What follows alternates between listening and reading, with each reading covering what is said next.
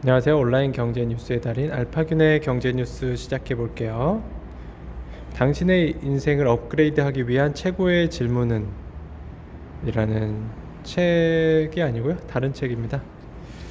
아주 특별한 성공의 법칙, 존 리 듀마스가 지었고요. 32살에 시작한 팟캐스트 하나로 평범한 직장인에서 수백억 원의 매출을 올리는 성공한 사업가가 됐다. 이러한 그의 경험은 월급에 의존하는 삶에서 벗어나 자신만의 브랜드를 만들고 싶어하는 사람, 자신만의 컨텐츠로 수익 파이프라인을 만들고 싶은 사람, 자기 개발에 관심이 있지만 적극적으로 실천하지 못하는 사람에게 길잡이가 돼줄 것이다. 그리고 골목의 약탈자들이라는 책이 나왔습니다.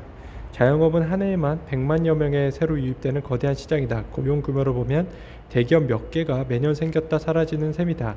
저자는 누가 이 거대한 시장에서 신규 창업자들을 먹잇감으로 삼아 빨대를 꽂는지 알아보기로 했다.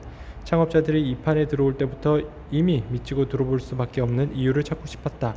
제보자 하나 없이 시작한 취재인 만큼 업계에 직접 침투하는 것보다 더 확실한 방법은 없었다. 기자가 직접 창업 컨설팅 업체에 취업을 시도했고 입사하자마자 과장 직함을 달고 실무에 뛰어들면서 업계를 속속들이 들여다볼 수 있었다. 이 과정에서 200여 명이 넘는 창업 컨설턴트를 만났고 착취당한 100여 명의 자영업자 삶 속에 들어가 볼 수 있었다. 라고 합니다. 위드 코로나는 자영업자를 구할 수 있을까요? 영국 상황 살펴보니 이와 같은 분위기는 1년 만에 반전 맞은 상황이다. OECD는 영국의 GDP가 2021년 6.7% 정도 성장할 것이라고 전망했다. 이는 G20 국가 중 가장 빠른 회복세다. 국제통화기금 IMF 또한 2021년 영국의 GDP가 7% 정도로 성장할 것으로 전망하고 있다. 그 무엇보다 주목할 것은 이와 같은 영국의 빠른 경제 회복세를 주도하는 업종이 레스토랑과 펍 등 서비스 산업이라는 것이다. IMF는 특히 영국의 높은 백신 접종률이 봉쇄 조치를 해제를 통한 서비스 산업의 회복세에 큰 영향을 미쳤다며 영국의 빠른 백신 접종률을 경제 성장의 주 요인으로 분석하기도 했다. 영국은 올 3월부터 본격적으로 4단계 봉쇄 해제 로드맵에 대한 청사진을 발표하면서 6개월여에 걸쳐 점진적으로 이를 시행해왔다.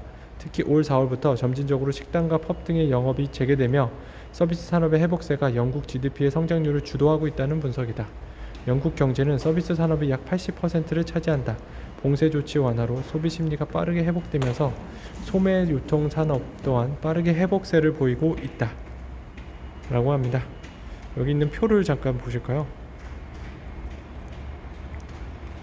네, OECD forecast recoveries in G7 economies in 2021인데요. UK가 6.7%, 프랑스가 6.3%, US 6%, 이탈리아 5.9%, 캐나다 5.4%, 유로존 5.3%입니다. 저머니가 2.9%, 재팬이 2.5% 이렇게 되고 있네요. 대규모 투자 능사 아니다. 미디어 공룡 맞설 세무기 찾아야 한다고 하네요. 과점 플랫폼으로 성장할 때까지 버티는 경쟁에서도 앞서기 어렵습니다. 당장 내수 시장을 움켜쥔 넷플릭스만 해도 시가총액 2,809억 달러, 334조 원에 이르는 공룡 기업이다. 올해 2분기에만 2조 원이 넘는 영업이 흑자를 냈다. 디즈니 플러스를 운영하는 월트 디즈니 컴퍼니는 넷플릭스보다 덩치가 크다. 시가총액만 3,172억 달러, 377조 원에 달한다. 언제든 세계 각지의 알짜 컨텐츠를 포식할 시탄을 갖춘 기업들이다. 구독료를 낮춰 경쟁력을 확보하거나 다른 비즈니스 모델을 깨하는 것도 고려할 수 있는 선택지다. 가령 쿠팡플레이는 적은 구독료 2,900원으로 쿠팡의 로켓 배송 혜택을 함께 누릴 수 있게 해 유료 구독의 거부감을 낮췄다.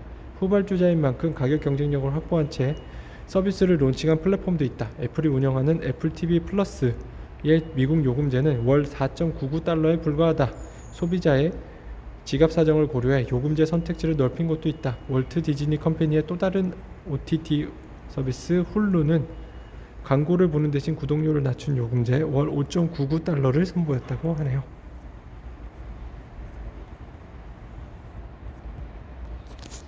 네, 조회수가요 2건 이상인 것만 좀 소개를 해드리겠습니다.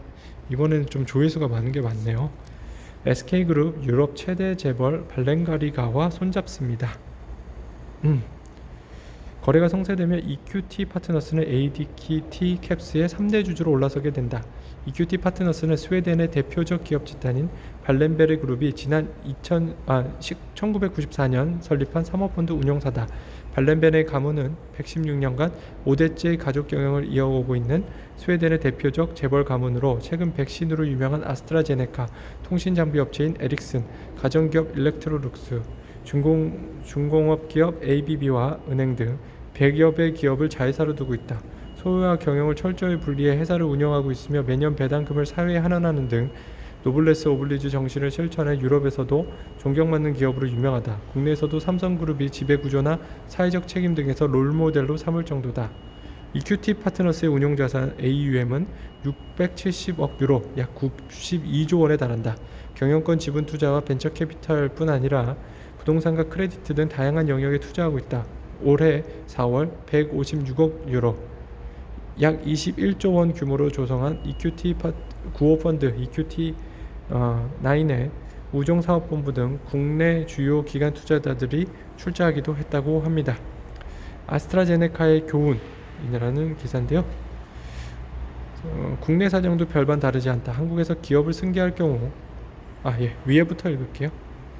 아스트라가 영국 회사에 팔리게 된 이유는 당시 아스트라의 최대 주주였던 창업주의 부인 셀리 키스트너가 타계하면서 상속세가 상속재산을 초과하는 상황이 닥쳤기 때문이다. 그 당시 70%에 달하는 상속세 납부를 위해서는 소유주인 유족이 보유한 회사 주식을 파는 수밖에 없었다. 우리나라에 진출한 가구 분야에 유명한 스웨덴의 이케아는 과도한 상속세 때문에 스위스에 갔다가 스웨덴이 상속세를 폐지한 이후 2014년 스웨덴으로 복귀했다. 스웨덴은 한때 최고의 복지국가로 통했지만 이를 지탱하기 위해 높은 세금을 매겨야 했다. 고유의 세금으로 기업들이 이탈하면서 몸살을 앓고 경제 위기도 겪었다. 결국 스웨덴은 이를 해결하기 위해 상속세를 아예 폐지하는 등 친기업적으로 방향을 바꿨다. 상속세 폐지 이후 10년의 결과를 분석한 결과 상속세로 얻은 세수보다 스웨덴으로 복귀하거나 창업한 기업들이 내는 법인세와 기업에서 일하는 근로자들이 내는 소득세 등의 세수가 훨씬 많다는 결론도 얻었다. 엄청난 시행착오와 비싼 수업료를 내고 난 다음에야 이를 깨닫게 된 것이다. 국내 사정도 이와 별반 다르지 않다. 한국에서 기업을 승계할 경우 상속세 최고세율은 60%다. 경제협력개발기구 OECD 국가의 평균치의 2배를 넘는다. 상속세 명목 최고세율은 50%이나 최대주주 주식 할증평가 20%를 합하면 실제 상속세율이 60%까지 높아져 OECD 국가 중 1등이다. 선진국들은 다양한 지원 제도로 기업 승계를 장려하고 있다. 우리나라도 중소중견기업이 물려받을 때는 최대 500억 원까지 공제해주고 있다. 그 대신에 7년간 고용 유지 등 까다로운 조건이 부과된다. 우리나라에서 3번 상속하면 지분 100%가 7% 수준으로 축소된다고 한다. 장수기업이 많은 독일에서는 가업을 승계하면 상속세 명목 최고세율이 30%로 낮아진다. 기업 상속공제 등을 활용하면 실제 부담하는 상속세율이 4.5%까지 낮아진다. 장수기업이 두 번째로 많은 일본도 기업 상속 시 상속세를 유예하거나 면제해주는 제도를 도입했다. OECD 회원국의 상속세율은 미국 40%, 독일 30%, 영국 20%이고 호주, 스웨덴 등 13국은 0%다. 기업 최대 주주들이 상속받은 주식 지분은 엄밀한 의미에서 가처분 소득은 아니다. 그래서 호주나 스웨덴은 상속 지분에는 상속세를 한 푼도 벌리지 않고 지분을 팔 때 자본이득세를 물린다. 상속세를 없애는 것이 오히려 국가 경제에 보탬이 되니 우리나라도 무거운 상속세보다 상속 주식을 처분할 때 차익에 과세하는 자본이득세 도입을 적극 검토해야 한다. 라고 하네요. 정말 긴 기사였습니다. 이번에는 길게 전해드렸네요. 엇갈린 신흥국 증시펀드 인니 러시아 뜨고 한국 대만 지고 있네요. 러시아와 인도네시아 두 국가는 원자재 가격이 상승 수혜국이며 동시에 중국 의존도가 덜한 국가로 꼽힌다. 러시아 증세는 원유와 천연가스 가격이 상승이 견인했다. 러시아는 지난해 기준 원유 및 가스 수출이 전체 수출 절반에 달하며 재정 수입의 약 30%에 달한다. 증시에서도 에너지 기업의 시가총액이 차지하는 비율이 40%에 달한다. 당분간 유가와 천연가스 가격 상승세가 지속될 것으로 보여 이들 펀드의 자금은 더욱 몰릴 것으로 보인다. 주요 외신에서는 겨울 한파 예상으로 브렌트유가 배럴당 최대 100달러까지 오를 수 있다고 언급하고 있다. 인도네시아 역시 원자재 수혜로 상승 중이다. 주요 수출 품목이 석탄, 니켈, 천연가스, 구리 등인데 이들은 대부분 최근 가격이 급등했다. 인도네시아 증시의 경우 외국인 투자자가 8월과 9월 모두 순매수하는 등 수급 환경도 좋은 환경이다. 라고 합니다. 네, 알파큐나의 경제 뉴스 오늘 여기까지 전해드릴게요. 감사합니다.